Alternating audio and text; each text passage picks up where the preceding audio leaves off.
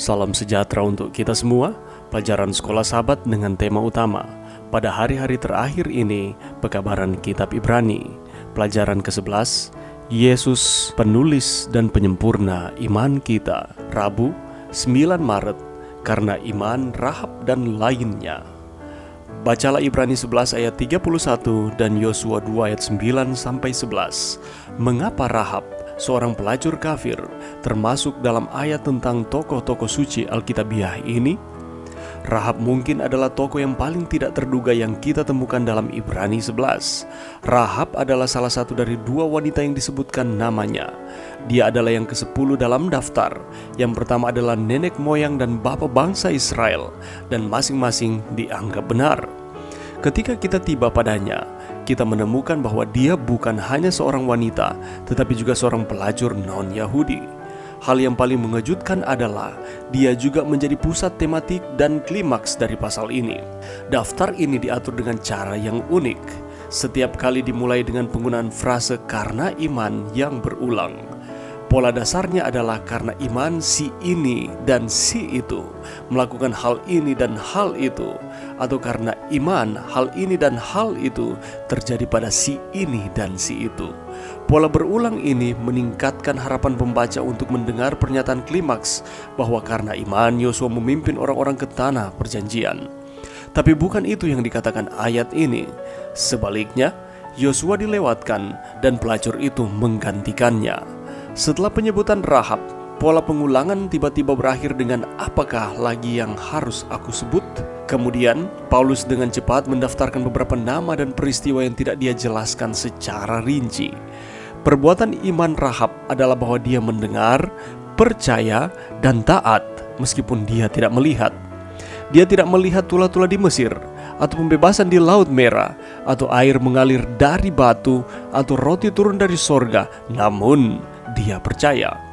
Dia adalah teladan yang baik bagi para pendengar Ibrani yang tidak mendengar Yesus berkhotbah atau melihat dia melakukan mujizat, dan bagi kita juga yang tidak melihat hal-hal ini.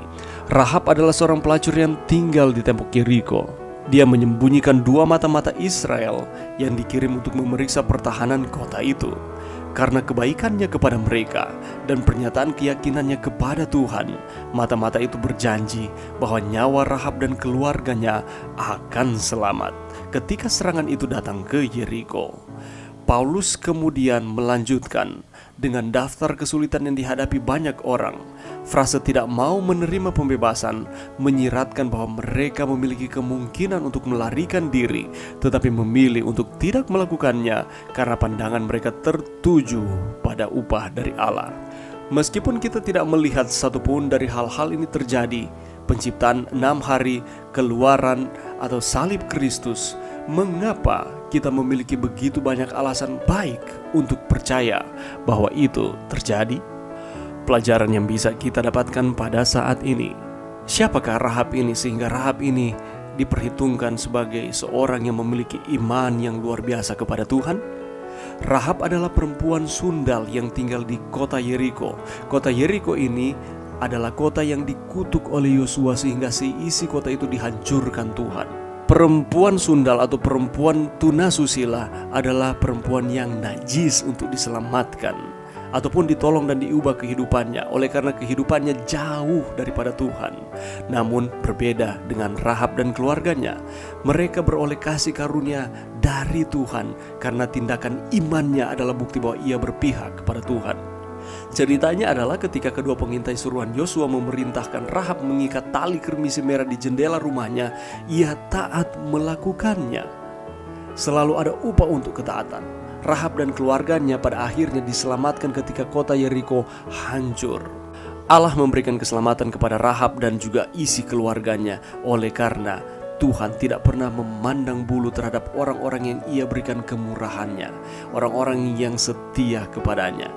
Roma 9 ayat 15 mengatakan, aku akan menaruh belas kasihan kepada siapa aku mau menaruh belas kasihan, dan aku akan bermurah hati kepada siapa aku mau bermurah hati. Rahab adalah seorang perempuan berdosa dengan latar belakang kafir mengalami kemurahan Tuhan karena ia beriman kepada Tuhan dengan memasang tanda merah di pintu rumahnya. Tanda merah adalah bayangan dari keselamatan sejati, yaitu tanda darah Kristus. Melalui pencurahan darah Kristus di kayu salib, kita beroleh keselamatan dan pengampunan dosa.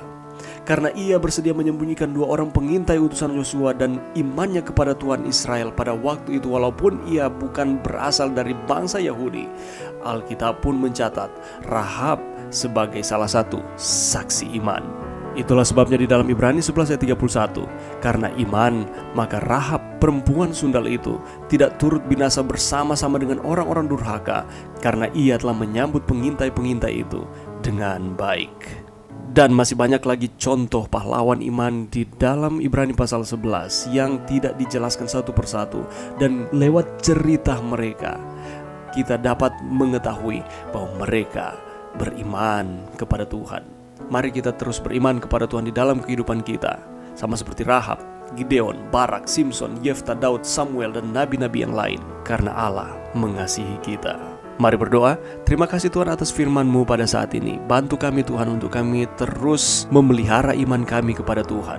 Biarlah dengan pengalaman Rahab, Yefta, Daud, Simson, Samuel, Gideon, Barak, dan nabi-nabi yang lain dapat menjadi pelajaran bagi kami bagaimana kami terus beriman kepada Tuhan. Terima kasih Tuhan, ini doa kami di dalam nama Yesus. Amin.